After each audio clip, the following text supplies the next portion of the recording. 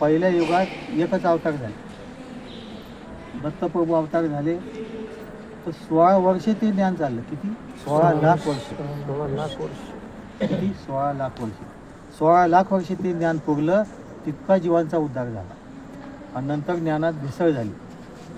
नंतर गोपालकृष्णाने अवतार घेतले. आपण त्यावेळेस सापडलो का दत्तप्रभूच्या याच्यात? सापडलो का? कसा त्याला कट मारला बरोबर आपण. म्हणून मी दिसतोय तुम्हाला, मी कट मारून आलो. आता आपण सगळे एकाच लाईनीत आहे समजा. नंतर गोपालकृष्णाचे अवतार झाले. गोपालकृष्णाचे अवतार झाल्यावर काय झालं? 8 लाख वर्ष ते ज्ञान चाललं. गोपालकृष्णाचे अवतार झाले, पांडव उद्दगले, अनंत उद्दगले गोपालकृष्णाच्या ह्याच्यात. आपण सापडलो का? नाही. सापडलं असतो तर दिसलो असतो का? नाही. आणि असलं बी तर कवाच्या पार्टीत होतो. म्हणून शेटलं हा, त्याला बांधा. हा, म्हणणं आलं. म्हणजे अशामुळं आपण वाहत आलो.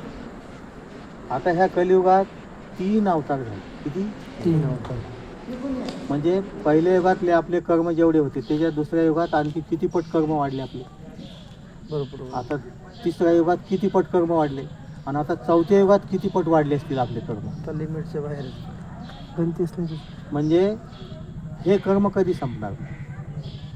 म्हणून असा पाप करत करत जो सगळ्या अवताराच्या ज्ञानातून बी कट मारून आला कलियुगात, तर त्या कलियुगात ज्यानं जन्म घेतला त्याला एक बक्षीस आहे. हे कलियुग संपल्यावर त्याला 60 लाख वर्ष नरक आहे. किती? 60 लाख वर्ष. जास्त नाही आणि कमी बी नाही. पण कृतयुगाचे 32 लाख वर्ष अधर्म केले म्हणून खाली आला. त्रेतायुगाचे 16 लाख वर्ष अधर्म केला म्हणून खाली आला. धर्म केला का? नाही. म्हणजे 16 आणि 32 किती झाले? किती? 48 लाख वर्ष झाले. म्हणजे असे कलियुगासारखे किती युग?